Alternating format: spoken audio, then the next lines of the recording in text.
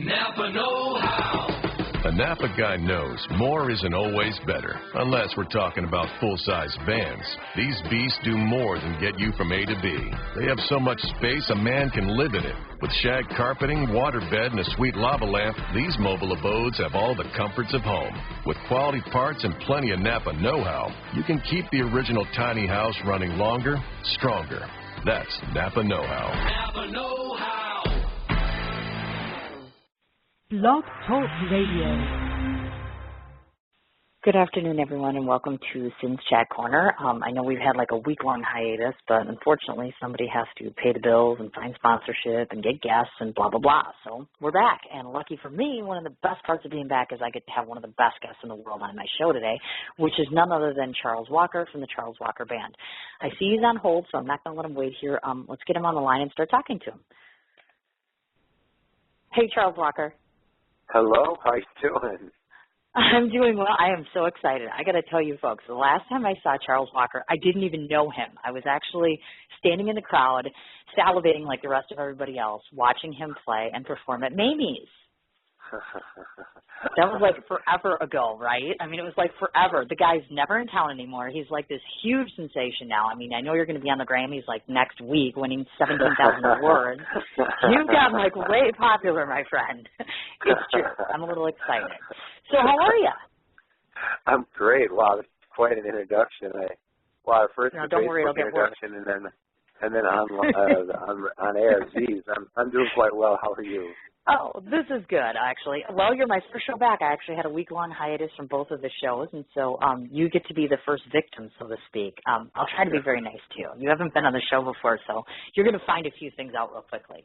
But I wanted to start off first and foremost. I just can't harness my overwhelming excitement and pride and amazement over the fact that the Charles Walker Band has been awarded the 2013 Whammy for being Best R&B and Soul Band. So first I want to start with that because I have a couple questions. As far as when you were a nominee, had you been confident of securing a win on the basis of this last year's musical compilations and your performances? Did you feel remotely secure that you thought you had a good chance at this?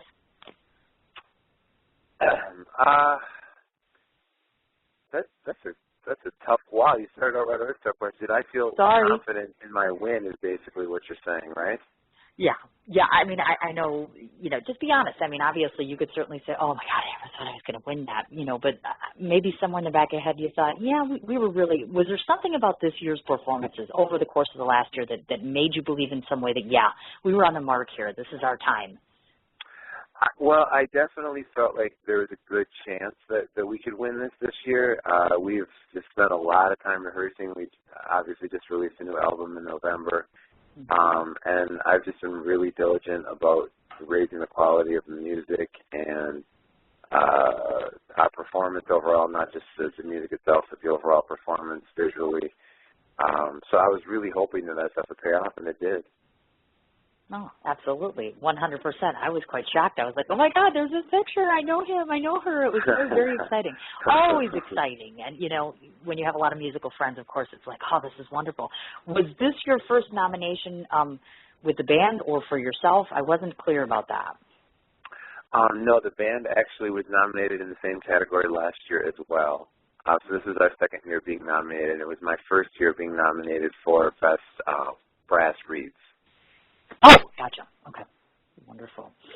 Now, in your opinion, can you define the one characteristic that you think the Charles Walker Band possesses that sets you apart kind of from the other nominees? I think I'm going to cheat, I think. I say it's the total package. I think some bands are musically very good. I think some bands showmanship is very good. But to be able to combine all the elements of a live performance, I think that's how we cinched it. If someone comes to us live, they're not disappointed because they see both that we can hold our own musically and we can perform. Oh, definitely. I was going to say that. Now, I wasn't going to ask this question, but what the hell, I'm going to do it anyways. I have so many musical favorites as it relates to locally, and hands down, I don't want to compare the two of you because there is no comparison. But, you know, if you have a stage presence, for instance, such as Eddie Butts, I'm sure you've seen Eddie Butts play before and perform with his whole setup. Oh, yeah. Now, you know, you have your setup, you have his setup. Looking at the two of you, how do you think being and performing in a group, not only instrumentally, meaning having the addition of all of the instruments as well as the vocals, everything that you bring, how do you feel performances vary, meaning, let's say, acoustical duo as compared to a group such as yourself or them? How does that make a sizable difference in terms of quality, in your opinion? In terms of quality of performance or in terms of quality of music?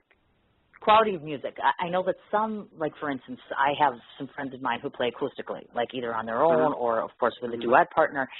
And there's just differences. I like them both, don't get me wrong, but it seems to me as though you prefer to be in that group-type setting. So I'm just trying to get as to what do you really get out of that, which you think is far different from an acoustical performance or as a duet?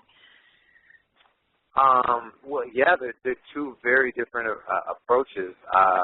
I think that when you're an acoustic act or if you're a duo performing acoustically, you can still have a persona on stage that exudes confidence, and you can still make yourself have that the word I'm looking for.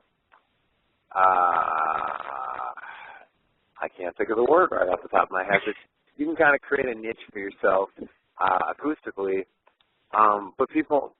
but because it's usually so intimate, people aren't really looking for you to lie on your back and play guitar or run around the stage screaming, setting your guitar on fire. Sure. They're just looking to chill out and enjoy the music.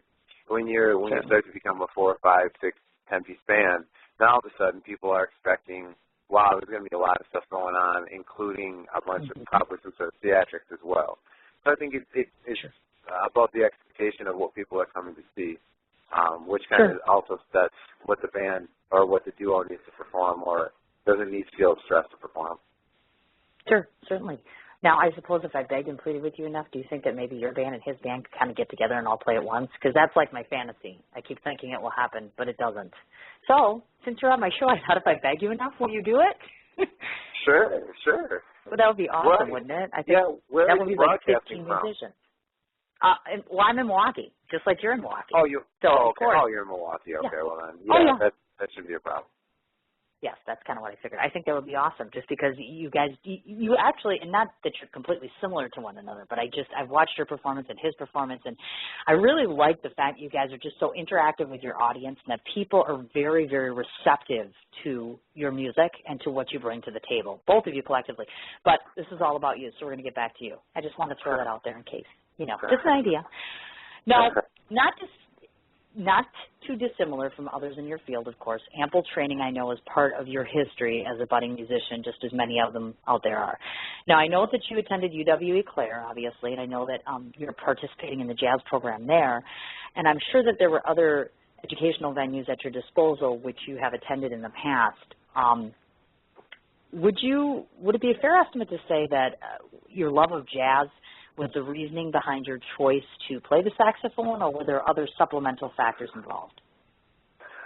Actually, that's a strange story. I didn't want to play saxophone.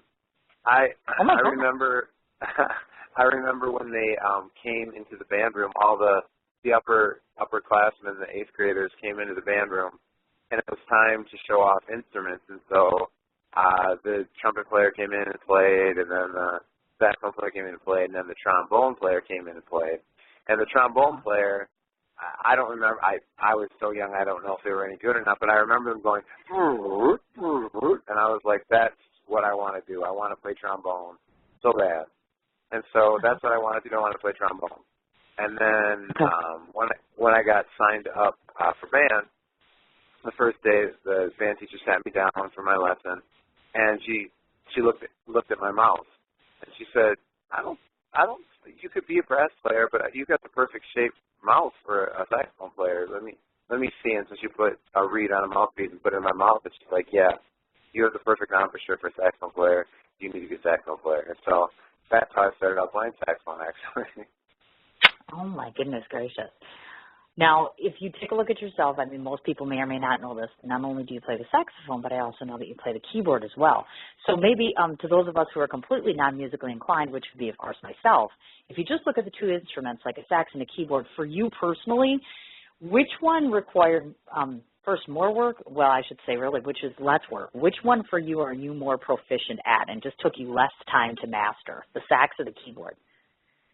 Well, I had a lot of training on saxophone, and I've had a lot more time both personally practicing and on stage playing saxophone. So that is by far the instrument I'm much, much, much more proficient at. I've only had a year of piano lessons, and really the only reason I started playing piano with the band was because there was a song way back when we were doing just blues that really needed a piano, and so they were like, well, you kind of play piano, you should play piano on the song. And so I did, and then I kind of got suckered more and more and more into it, and then all of a sudden I was playing keyboard all the time. Well, you know, when it's your band, it's kind of like, oh, okay, well, then I suppose everybody kind of looks at you like, oh, yeah, Charles can do this and Charles can do that. Charles can pretty much do everything, can't he? I'm betting. Charles, take care of this. Charles, take care of that. Yeah, I know how that goes. Definitely. So my one other question, again, instrumental relative here, sax and keyboard both. If I were to ask Charles himself, which would you say has a more profound effect on the sound of the actual eventual sound that the band produces, sax or keyboard? Which do you think has a more profound effect? Really, you think so? Sax. Really? Yeah. Not just because you're better at it, just because of the sound itself. I don't think you can separate the two. I think that I'm a rhythm player with keys. I'm not usually doing anything too fancy with it, and so I'm just filling in behind Portia while she's singing. The saxophone, however, is the lead instrument for me. So that when I pick that up, then all of a sudden the direction of the music changes. Gotcha. Okay. Wonderful. I wanted to touch a little bit. Let's go back in history a bit, because we know Charles is like a whole of 30, so he really hasn't been around that long. I'm guessing. I don't know how old exactly he is, but we're gonna be kind today. Let's put it that way. Earlier on in your career, every musician obviously starts someplace. You didn't just wake up one morning and become the Charles Walker Band, obviously. I know in the past that you had lent yourself to a collaboration called Muddy Blue. Maybe just explain to our listeners a little bit how that particular experience aided you in becoming a more able-bodied musician and performer. That was the band that I had when I was in Eau Claire.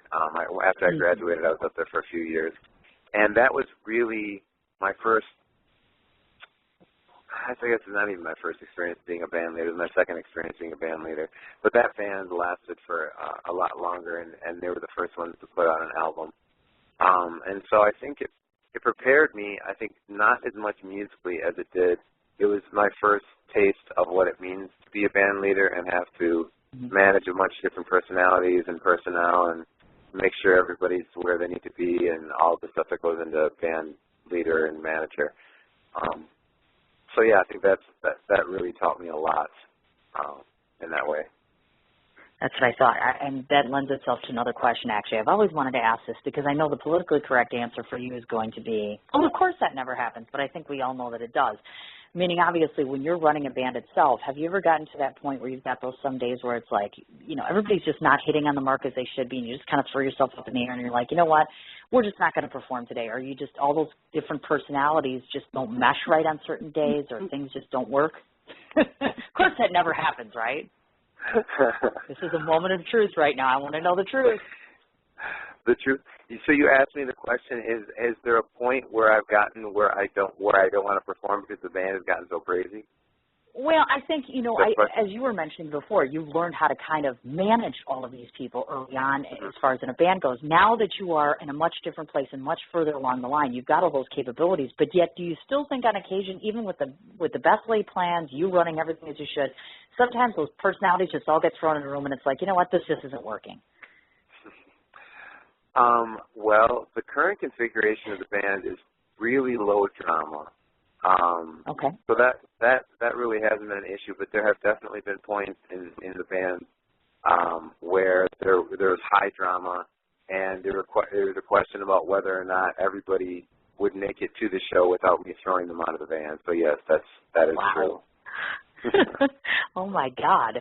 Goodness gracious. And obviously, well, I'm going to save this little tidbit for later. So we'll move along to something else and we'll get back to that point. Your band, just to let people know, illuminates, in my opinion, songs with a funky undertone and R&B, obviously, genre to it.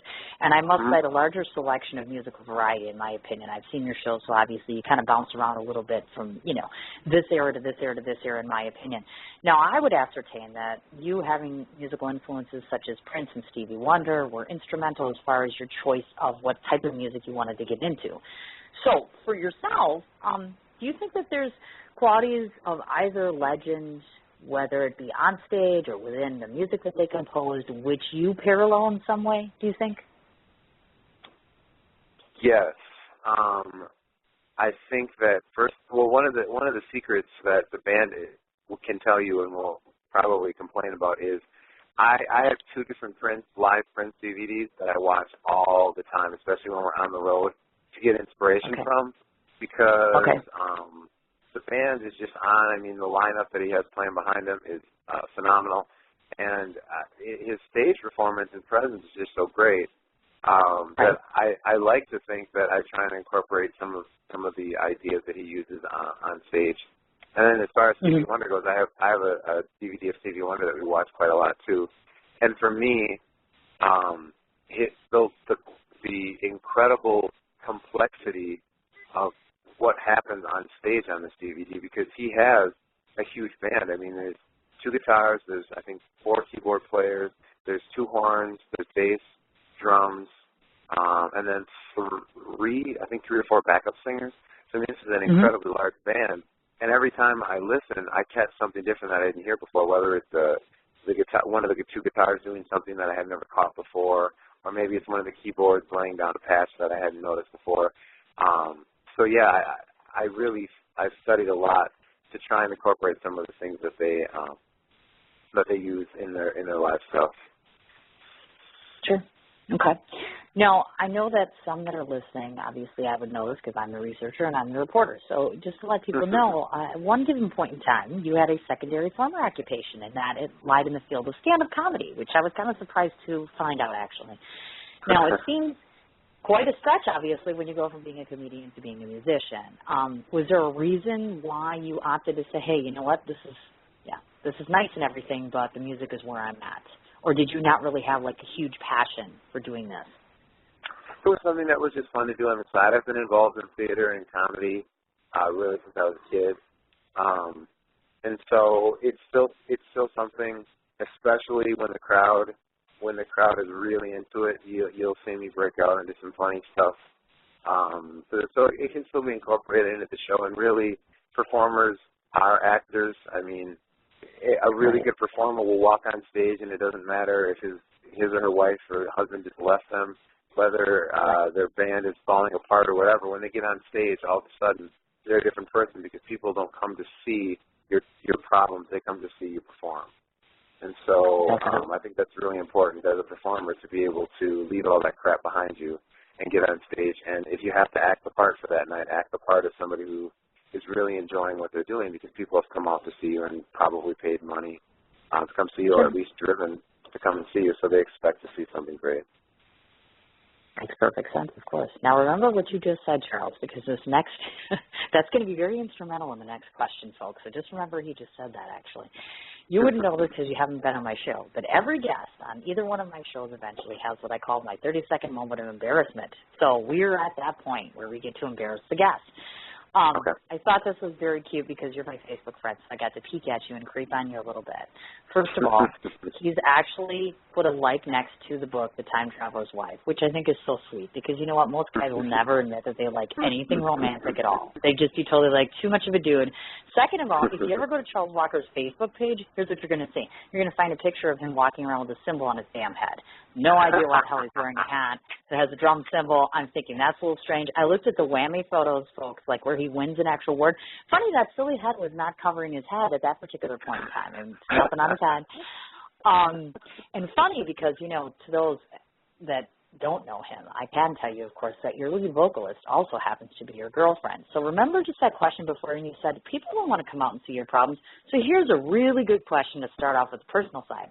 So let's say, not that this ever happens, because no couple ever has an argument or a fight. So let's say here's Charles and his lead vocalist, who he happens to be dating, by the way. And let's say for whatever God-given reason, you might have just a slight bit of an argument. How does that play off as it relates to the band? Because I've been curious. I've had this happen with other folks. That's a priceless question. Hopefully we have time to talk about it before we go on stage. That's the ideal situation. Right. But if not, then we just, like I said before, we just pretend like it didn't happen, and then we deal with it after the show. It's tough. Sure. I'm not going to lie, it's tough. But again, you've got to focus on what you're doing. I mean, if you want to be the best in your field, you have to produce the best product. And so that's what, on stage, that's what it's got to be about. Do you think that, and I've asked this question of other guests also who have been in an actual relationship together, do you think that it helps in some ways more so, or might be somewhat of a hindrance at times as it relates to the actual product that you give to the audience? Meaning, do you think if you're involved in a relationship, you just play off of each other better and you think it just works for the overall, or do you think sometimes kind of like, oh, maybe it isn't as good of an idea? I think yes is the answer to the question. That's a very safe answer. Perfect. The short term, it's very difficult. It's very, very difficult, particularly if one of the two people is the band leader, if it is their band. It's why dating your boss isn't always such a good idea, because it can get sticky at times, because now all of a sudden this person that you're with all of a sudden is telling you you can't do this or you need to do that or whatever. Right. So it's short term. You really need to work that stuff out, because it can really cause a lot of problems.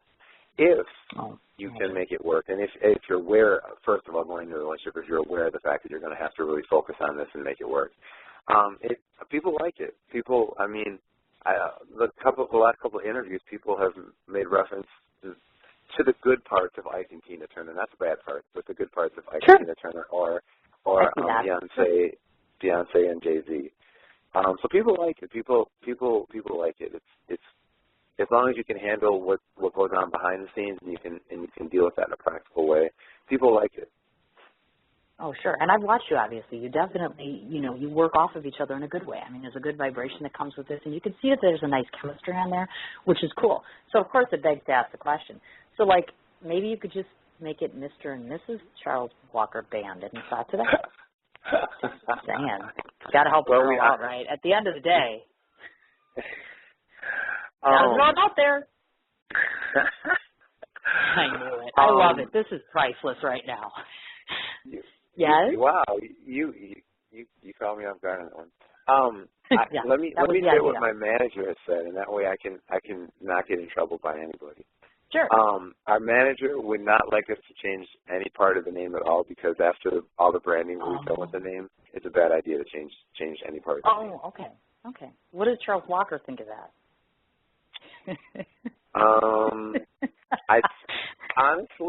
I think it would not be the best idea, because I'm really the one that is business. Like I am the whole business. Sure. Sure. No, I understand. Definitely.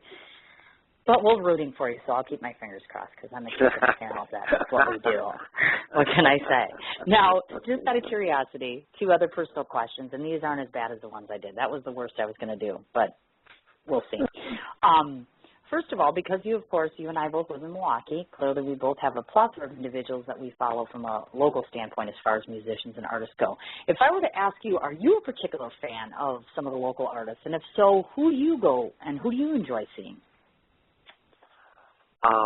Well, I think one of the groups that I just saw really recently ago, it's like maybe a month ago, when we did the pre-Grammy party. We performed with some other bands.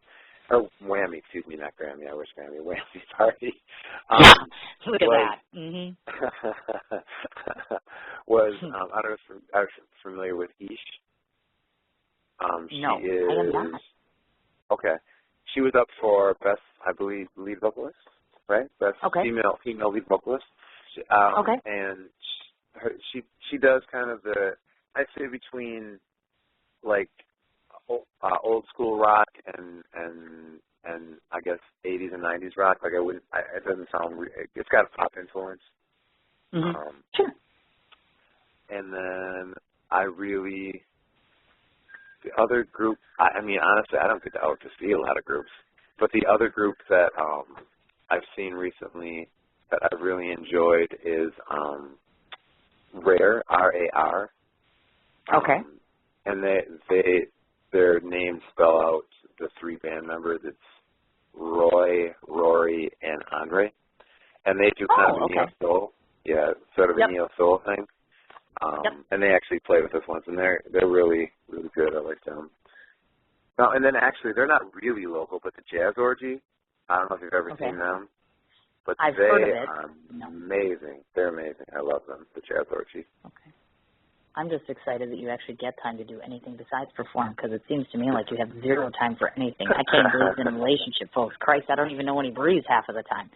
I will pass this information along to you, because you and I have about 25 mutual friends. The one thing that I can tell you, which I went behind your back, of course, because that's what a good reporter does, to ask the folks around town what they thought of you. Because I said, hey, all I had to say was Charles Walker. First thing out of their mouth, excellent. I mean, not even a hesitation. Band is excellent. Sound is excellent. Stage performance is wonderful. They adore you. Hardworking, focused on what you want, very accomplished. This is what your fellow musicians think of you. That should speak volumes right there. And I like that, because I'm not hearing jealousy. You don't hear, it's so nice in the Milwaukee market, I think I've found, and I'm sure you probably might resonate the same thoughts. Just the level of professionalism and just the backing from one musician to another. There isn't a whole lot of animosity, and it's all very encouraging and very, very nice. A lot of respect between one and another. I like that very much. So you are well accepted in your community, in case you didn't know that. Well, throwing that out there for you. Great to hear. More embarrassment. Yes. This is going well. Okay, good. Speaking of Milwaukee musicians, let's talk a little bit about this. I noticed most Milwaukee musicians are not always as fortunate, of course, or afforded such opportunities as yourself as far as in the way of playing, and especially when it pertains to being able to travel and play and to obviously be employed in that vernacular. Now, to list off some of the places the Charles Walker Band has previously performed include Indiana, North Carolina, South Carolina, Minnesota, Wisconsin, Illinois, and, of course, I know tomorrow you're going to be hitting on the road, headed south for about a 2-week tour, as I understand that. First of all, do you ever tire of the continual being out of town gigs, and are there a slew of challenges that accompany being on the road more oftentimes than not? No. I am one of those blessed musicians that actually likes to be on the road. I like traveling. I like being in new places, playing in new places.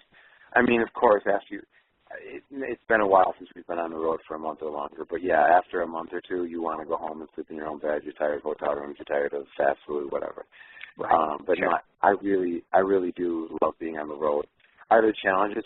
Absolutely, there are challenges. I mean, especially in places that you haven't played before. When you show up, I try and get there at least 2, if not more, hours early, because you just don't know what you're going to get.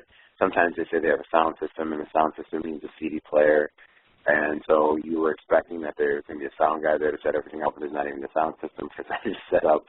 Right. So you just that's one of the big things, is just not knowing what to expect. So you just show up early to compensate, so that way you can figure out what you need to do. Other things are, you count on a GPS, but every once in a while your GPS does something weird, or it takes you in some weird thing, or there's road construction, which is what we're hitting right for this season for road construction. But it's all things that are not insurmountable by any means. They're just things you have to plan for, and after your first road tour, you're pretty well known. Like, yeah, these are the things that I have to plan for. And if you're smart as a band man or band leader, you always leave earlier than you need to, because something inevitably is going to happen. Whether somebody drank too much Mountain Dew and they got to stop 3 times, or whether it's road construction or whatever. There's just inevitably things that will come up, and if you haven't budgeted time, then all of a sudden you run behind, and then everybody gets stressed out. I imagine so, definitely. One of those things that had come to mind when I was thinking about it was, because I don't know your band as well personally per se, does it ever make it complicated in terms of, like, you always see the glamorous side of, oh, you guys are playing gigs and people love you and blah, blah, blah. Now, does this affect in some way, like some of your band members, for instance, that might have families, kids, spouses, that sort of stuff? Is there a downside as it's relative to that? Well, actually, yeah, my current band members, none of them have any of those things. They have, like, fathers and mothers, but they're not married, they don't have kids or anything like that.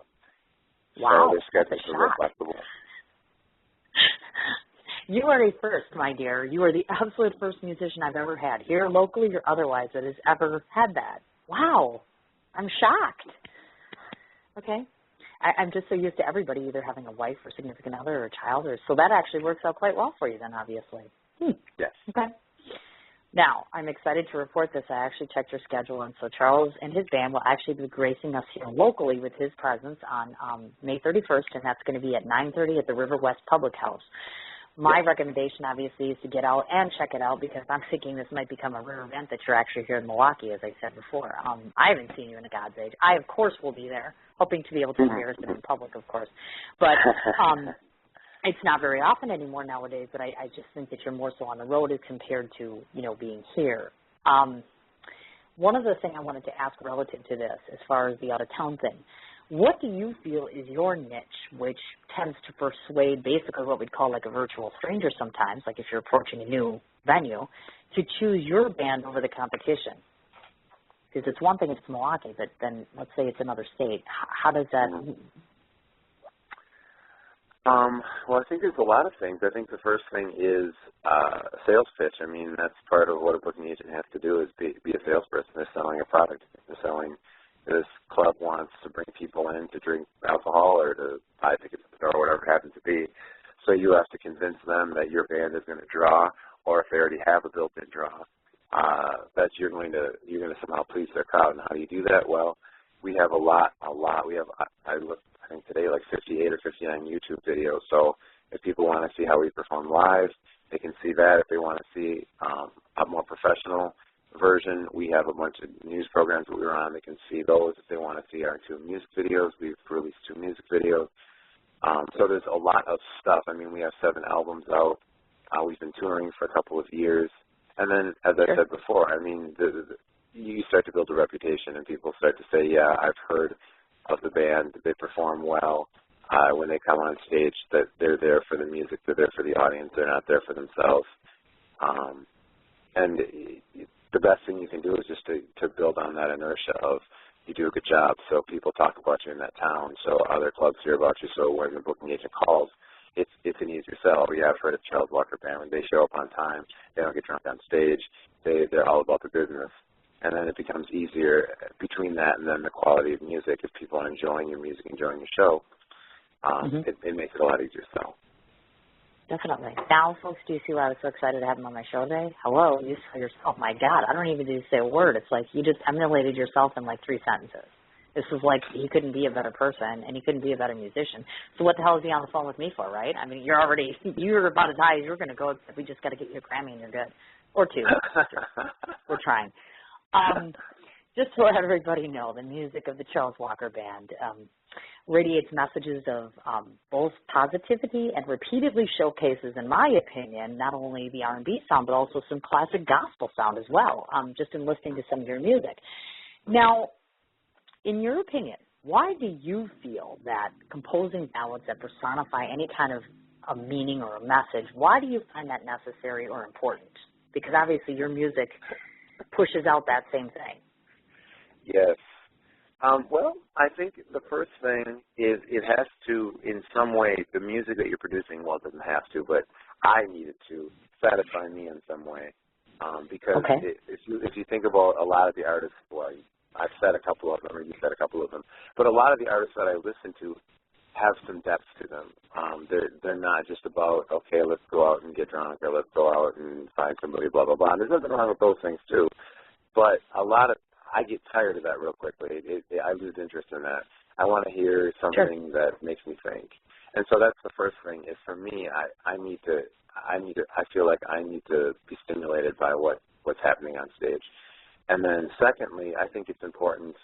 I just feel like I've learned a lot from a lot of people and it's important that other people understand that they have, like, our first song, Hope, that kicks off our album and is the first music video we did. It's all about living your dreams and pursuing them and not being afraid to try them and to be determined to continue on. Because people need to hear those messages, because when they turn on the news, that's not what they hear. And when they turn on the radio, that's not what they hear. They hear all of these awful things going on, and when in reality, those are a small percentage of what's happening in our world. There's all of these great things that get very small airplay. And so I really think it's important for people to know, hey, if you really want something bad enough, go out there, figure it out, believe in yourself, research what you got to do it, and do it. And don't let anybody or anything get in your way, because you should be able to get what you want, and don't allow other people to tell you otherwise. Gotcha. I wanted to clear up something, too, actually, because I don't know that I had asked you or someone had asked you this before. Is it relative to composition itself, as far as songwriting goes within your band? Is it yourself and a combination of other band members, or how do you exactly decide who and how the composing element comes into play here? Well, I'll use the last album, I think, is kind of the template. Okay. I start out by writing the music. So I'll write out some sort of bass line and chord progression, and I'll usually use some sort of drum track. And then sometimes I'll have written melodies go along with it, sometimes I won't. And then I'll bring it to the band and say, okay, let's just play around with this for a while and see what happens. And so we'll play around with it, and then eventually we'll get it into a place that we're kind of comfortable with. And at that point, if there's a melody written, sometimes Portia likes it, sometimes she doesn't. If she likes it, we start to play with the lyrics, because I'll usually have written lyrics to go along with it. And we start to play with the lyrics. And in the studio, it was a little bit different because we had rehearsed the songs to some degree, but there were still some melodies that Portia didn't like, and so we ended up changing them when she was recording. We brought in a couple other people to actually help with some of the melodies, to help with fitting the lyrics into the melodies. So it's kind of my thought that begins the song, but then everybody kind of gets a chance to put their hand in it and bring ideas to it. Oh, definitely. Would you think it's a fair assessment to say, do you draw off of either more so personal experience or societal experience, meaning things that are going on in our environment as it relates to most of your composing? It depends on the album. I mean, The World and Things is completely societal messages. A lot of them are about what was going on. It was written like 3 or 4 years ago, or maybe even longer now. But our latest album, Relentless, is really about personal experiences and kind of my journey. I had been out of a divorce for about 6 months when I was writing a lot of the songs. I had really started doing personal development, reading books on how to better myself. And so Relentless is really much more a reflection of personal experiences. Sure, I imagine so, definitely. I think we all draw off of that, definitely. I wanted to take an opportunity to what I call horn tooting time. This is the part where I embarrass you even further, and then I tell everyone how wonderful you are by just some of the things I picked out. So prepare yourself to turn red again. In the past, just a side, I know that you have opened up for industry favorites such as Aaron Neville, B.B. King, and Earth, Wind, and Fire. I know you've made appearances on Fox's If I Could Talk Today, Fox 6 News, Live in the Morning, NBC in the Morning Blend. Your work has also been showcased on both CDs, which is Blues Review and Soul Bag, of course. And I'm beyond elated to know that I know that Soul Deep was actually shot exclusively at a hometown nightclub, who is Anthony's on Jefferson, correct? That's correct. That's correct. Yes. It happens to be owned by two of the finest, most humble, and hardworking folks that I could possibly speak about, which is Rich and Gina, of course. So curiosity prompts me to inquire this. As it relates to video shoots, who makes the determination as to locale, et cetera, and also the meaning behind the shoot, actually? Who makes all of those decisions? Is that a band thing or is that a Charles thing? Well, do you want me to speak specifically on Soul Deep or on Hope? Because those are actually two different. I would say collectively as a whole. I'm curious about that, yeah. Well, I guess it's tough to say then. So, Hope first video, I pretty much was in charge of doing all of the all of the everything. So the script, the location of the shoot, getting the stuff together for the props and stuff. Soul Deep was different because there's a different director that did that, and so he actually wanted to be in charge of creating the script and the storyboard, but I was still in charge of getting location and all of the actors that shook their booties. Okay. Now, of all the hats that you hold as it relates to running the band and being a musician, being a singer, et cetera, which one's your personal favorite and why? A personal favorite as far as all the hats are, being a musician. Being a musician. That's why I did. Well, some people prefer the singing. Some people prefer just to be the boss, walk in and say, hey, my way or the highway, that's it. That's all there is to it. But some people vary, so you have to ask that question. No, I never acquired the taste for that. I also wanted to look at, obviously, you have quite a number of accomplishments over the course of your career. So I know this is a tough question, but if I were to ask you to name one which holds a special place to you in your heart, which one would that be? The accomplishment that I hold greatest in my heart?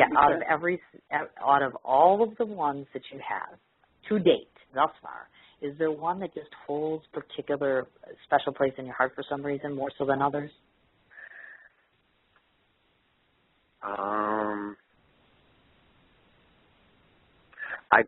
I guess I think it's winning the Whammy. I think. Really? Mean, if you've I don't know if you've ever been to the Whammy Awards, but it's pretty cool. People, especially when you win the award, people look at you differently and they treat you differently. And actually, that's not true. There's a second thing. So I guess it's kind of, I'm not sure which of the two. We've toured twice to Turkey, and we played at this club, and I had never been treated like a rock star before. And in Turkey in general, they really respect musicians, but this one particular club, I mean, it was packed to the walls, and I think they asked us for 3 or 4 encores. So yeah, I don't know, between one of those two. Oh my goodness gracious! Look at you, my gosh, goodness gracious. Okay, I want to talk a bit about some of the past compilations of yours. You possess just an overabundance of success in 3 areas, in my opinion: sound, instrumental performance, and stage presence, for that matter. Some of the past hits that you've had include Hollywood Hustle, Funked Up, Stones in My Pathway, In the Sun, and Soul Deep, of course, which we started talking about before. Now, for you, if you were to look back, have you noticed a progressive improvement in the band's system of musical creation over time? Have you just progressed little by little by little to the point where you have it down to a mad science now? I'll let you know right before I die if I get it down to a mad science. I think there's always a lot of room to grow, and if you stop growing, then you're in trouble. I think we have evolved. I think that that Relentless is definitely a step. Well, it's a different direction, first of all. It's a very different direction than the other albums. But I think it is the album that I'm proudest of to date. But we had a lot of advantages. I mean, the actual album was recorded in my basement, so we had lots and lots of time. And there were a lot of musicians, a lot of really, really great musicians that came in and played. That particular album doesn't just have the Charles Walker Band on it. I mean, we brought in a lot of people from Milwaukee to come in and play. So I think it kind of has an unfair advantage. Makes sense. Now, I know I'm not supposed to ask this question to them anyways, because normally most interviewers will ask you, there has to be this one signature song that you really like. I want to know if there's a particular song that you all have composed where you've put it together and you've played it and people enjoy it, but you personally know in the back of your head, you know what, I'm just not digging this. Has it ever happened for you?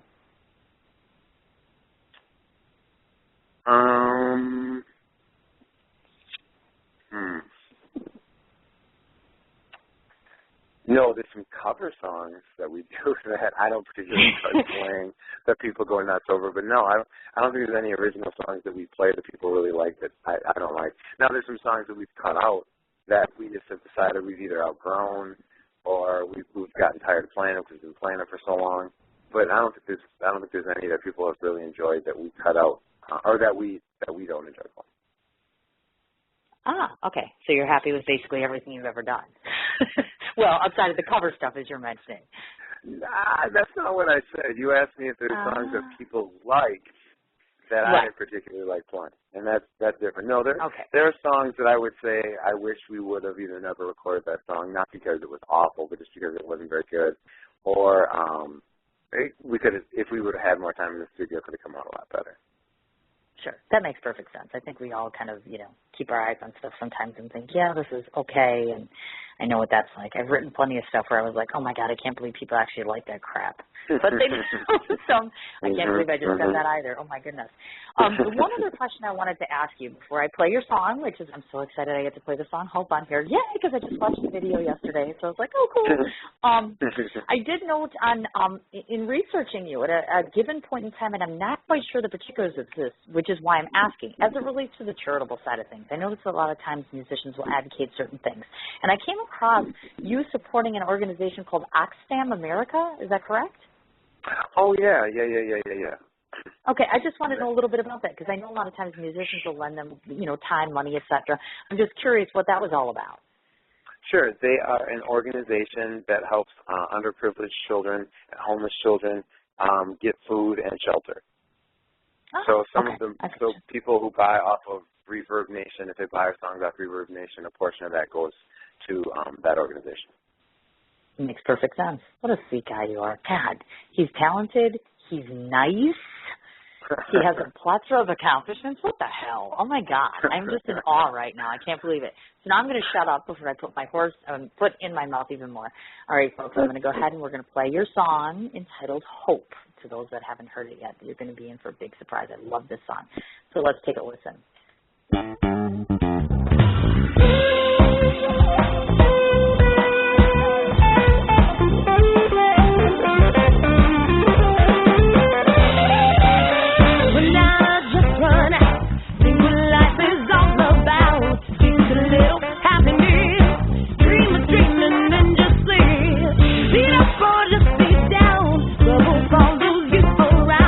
Down in the valley shadows, don't give the up battle.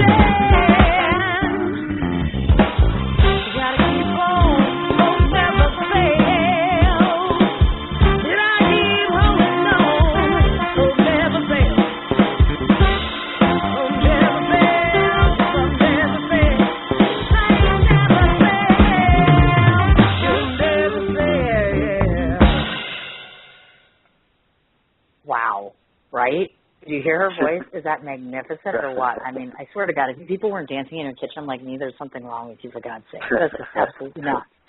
So we got 2 more parts to cover here, and I will let you go, Mr. Walker. I want to just do the rundown here in case I might have missed anything. Charles is obviously on Facebook as himself, Charles Walker, and then, of course, as far as the Charles Walker Band, they also have a Facebook page as well. 2 Twitter handles, which is at C Walker Band, which is all together, and at CWB Funk, and that's all one word. You are also having a presence on YouTube, SoundCloud, CD Baby, iTunes, MySpace, and also Reverb Nation. Have I missed anything? No, I don't think so. Oh, wait, duh, www. What's your website? Is it not walkerband.com? It's walkerband.com. Wow, yeah. That's right. I knew it. See, I figured. I was looking at this rundown and I'm thinking, what am I missing? Duh, the website, which is your number 1 way to promote yourself, right? Okay, right. my friend, the very last thing that we always do on my show, which is besides embarrass you, which I've now done, which hopefully I have mentioned every single positive thing that I can about Charles Walker. The very last thing that I do at the end of every one of my interviews is to take 30 seconds to let my guests know exactly what I think of him. So I get to tell you what I think of you. So I hope they're sitting down wherever you are. Oh, boy. So this is my 30-second impressions of Charles Walker. First and foremost, I have tons of musicians on both of my shows, but it's very, very rare for me. I do local musicians as well as out-of-town ones. It's not very often that I am a consummate fan. You, my dear, have made me a consummate fan from the moment that I walked into that room, didn't know who you were, and just picked up a feel for your sound and for your presence, the way that your band works collectively together, and the way that you not only manage them, but the way that you mesh within them and with them, so to speak. You have a presence about yourself that's very casual and welcoming. It's in your videos, it's in your stage presence. You're very approachable, you're very likable. You're very good on camera, in case you didn't know this. It's just the way you emulate yourself and the way that you present yourself and the way that you present your band. It's clear to me, amongst many others in society, whether it's in this area or another place, that you are quite destined to be doing what you're doing right now and will continue to do great things over the course of time. I think that your passion for what you do, whether it's playing your instrument or singing or composing something, is very clear in everything that you've ever created. I cross my fingers all of the time that you will hopefully continue to book gigs here, but my guess and my feeling is, like any great musician, of course, you're destined to continue to hit the road and to leave us and to go on and do wonderful, wonderful things, win at least 1 or 2 more Wammys and at least 1 or 2 more Grammys, and collaborate with some of the best in the business out there. Because to me, you are already one of the very best that we have in Milwaukee, and I'm very humbled to know you, to have met you, to now be becoming your friend, and I will be eternally pissed if you don't come back to my show again once you hit it big, or even if you just want to come and pimp yourself out again. That was it. That's all I wanted to say. That wasn't so bad, right? Oh, no, that was, wow. Wow, I feel like it was a eulogy or something. That was all the nice things. And that's all off the top of my head. Yeah, this all comes off the top of my crazy little head here, in a good way, mind you. I want you to remember that. And I will be encapsulating that on my Facebook page and on the Sin Chat Corner page after we get done with the interview, just so you know. This will become an archived episode, so you can let your fans know that at any given point in time they can go back and listen to it. I'll put all your information on my page and, like I said, the show page, so people know how to get a hold of you and find you and listen to your music and buy it, of course.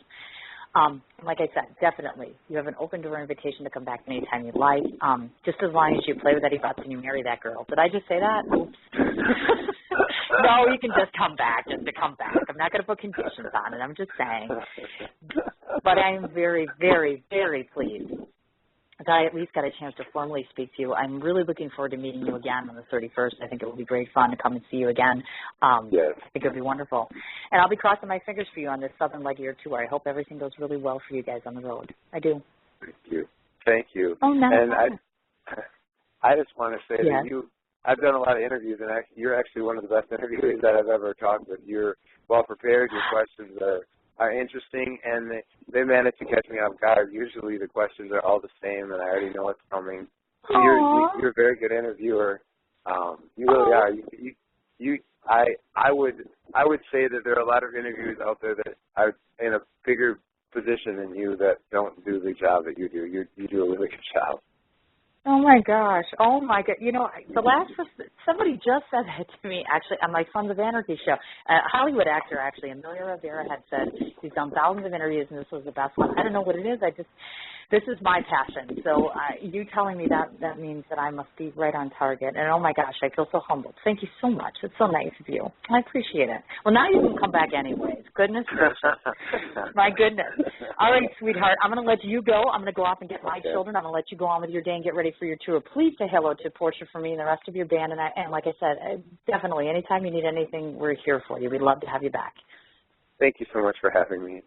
All right, dear. You take care. We'll talk soon. Okay, bye-bye. All right, thanks. Okay, folks, that was Mr. Charles Walker. Oh, my goodness. Again, I just have to reiterate how lucky I am to be living in the same town with this man and be able to brag quite proficiently that he is one of our local talents and probably some of the best that we have out there. And I boast pretty high about all the guys I know.